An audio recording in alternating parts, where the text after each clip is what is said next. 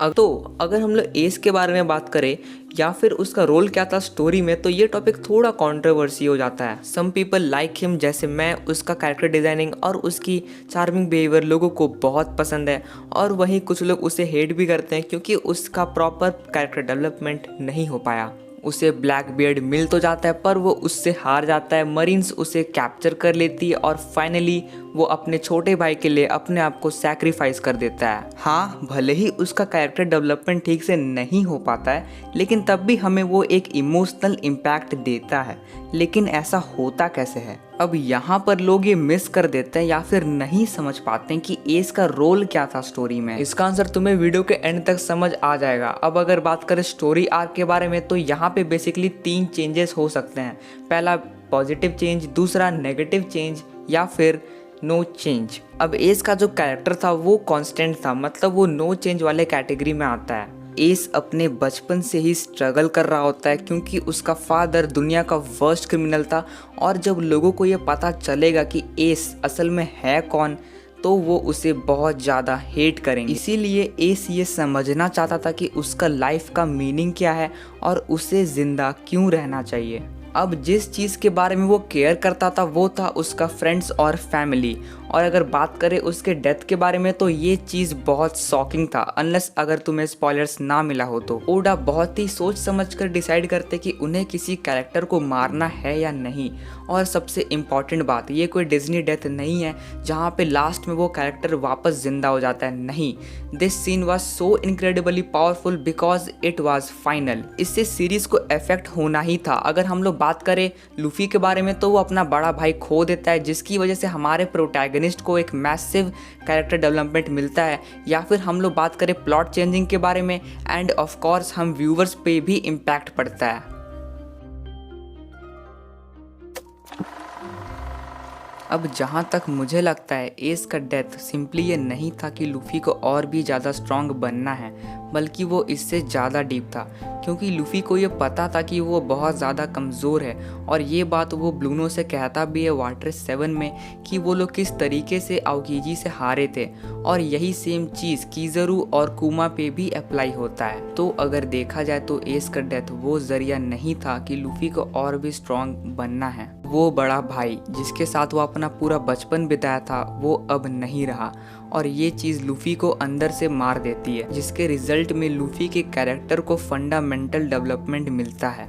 Luffy S को marine से छुड़वा तो लेता है, जो कि उसके लिए बिल्कुल इम्पॉसिबल था, लेकिन तब भी वो उसको बचा नहीं पाता है। इसके बाद लूफी बिल्कुल टूट जाता है। अब वो बंदा जिसका नेचर बिल्कुल पॉजिटिव था और वो किसी भी चीज़ को हल्के में लेता था, उसको ये सीखना ज़रूरी था कि हर खतरे को वो अकेले नहीं जीत सकता। सीरीज़ में पहली बार वो अपना गोल कंप्लीट नहीं कर पाता है, जो कि था एस को बचाना। वो अपना 100% से भी ज़्यादा देता है, लेकिन तब भी वो हार जाता है। उसको ये समझ में आ जाता है कि हार और फेलियर ऐसा चीज़ है जो कि उसके साथ एक्चुअली में हो सकता है, इसीलिए उसको चीज़ों को सीरियसली लेना पड़ेगा। लेकिन चीज़ें यहाँ ख़त्म नहीं होती। इन सब के बाद वो अपना ड्रीम से ही गिव अप कर देता है। वो एक टाइम पे ये तक कह देता है कि पायरेट किंग उसके बस की बात नहीं है, लेकिन उसके एक्सपीरियंस से उसे ये पता चलता है कि उसका क्रू उसके लिए सिर्फ दोस्त नहीं है, बल्कि वो उसका फैमिली है, जिसको वो किसी भी कीमत पर बचाएगा। अब फाइनली लूफी इन सब चीज़ों से बाहर आ जाता है, और वो इतना ज़्यादा ताकतवर बनता है कि वो उन सब को बचा सके जिनसे वो प्यार करता है, और ये सब लूफी को एक पावरफुल और एक मैच्योर कैप्टन बनाती है। एट दी एंड अपने भाई को अपने आंखों के सामने मरता हुआ देखकर लूफी को एक ऐसा एंटागनिस्ट मिल जाता है जिसको वो पर्सनल लेवल पर बदला लेना चाहेगा। एस को मारने के बाद जो डेथ का मार्क दिया है लूफी के चेस्ट पर, वो एक विजुअल रिमाइंडर बन जाता है कि एडमिरल आका इनु लूफी के साथ क्या किया था। और वो मोमेंट देखने लायक होगी जब लूफी एस का बदला लेगा आका इनु से। अब एस का ये ट्रैजिक कैरेक्टर आर्क लूफी से ज़्यादा स्टोरी को डेवलप करता है। एस का डेथ प्लॉट लाइन को इस तरीके से चेंज करता है कि वो आगे का सेकंड हाफ स्टोरी को बना सके। अब जिन लोगों को ये पसंद नहीं आया था कि एस ब्लैकबियर्ड से हार जाता है और मरीन्स उसे कैप्चर कर लेती है, पर इन इवेंट्स की वजह से हमें ब्लैकबियर्ड से इंट्रोड्यूस कराया जाता है, जो कि आगे जाकर लूफी का सबसे बड़ा राइवल बनता है। इसमें हमें लूफी इम्पेल डाउन में भी दिखता है, और इस आर्क में हमें बहुत से कैरेक्टर से इंट्रोड्यूस कराया जाता है जो कि बहुत इंपॉर्टेंट है आगे की सीरीज के लिए। अब क्योंकि वाइट बियर्ड एस को पायरेट किंग बनाना चाहता था और एस वाइट बियर्ड को, यहाँ पे लूफी के लिए बहुत ही कम चांसेस था, लेकिन इन दोनों की मौत के बाद लूफी और ब्लैक बियर्ड को वन पीस खोजने का बहुत ही रियलिस्टिक शॉट मिल जाता है। इस आर्क में लूफी सिर्फ इसीलिए था क्योंकि उसके भाई को सन ऑफ पायरेट किंग को एग्जीक्यूट किया जाने वाला था। वार हारने के बाद इस सीरीज का मिड पॉइंट क्लाइमैक्स आता है। उसके बाद हमें एक फ्रेश स्टार्ट देखने को मिलता है जहाँ पे वन पीस पूरा बदल जाता है। और हाँ, इस आर्क में हमें लूफी के चाइल्डहुड के बारे में भी डिटेल में दिखाया जाता है जहाँ पे वो एस और साबो से मिलता है। अगर मैं शॉर्ट में बताऊँ तो एस का कैरेक्टर इस तरीके से डिज़ाइन किया जाता है कि वो प्लॉट डेवलपमेंट कर सके, जिसके रिजल्ट में हमें one of the most popular arc देखने को मिलता है, मरीन फोर्ड आर्क, और आगे का स्टोरी को भी ये सेट कर देता है।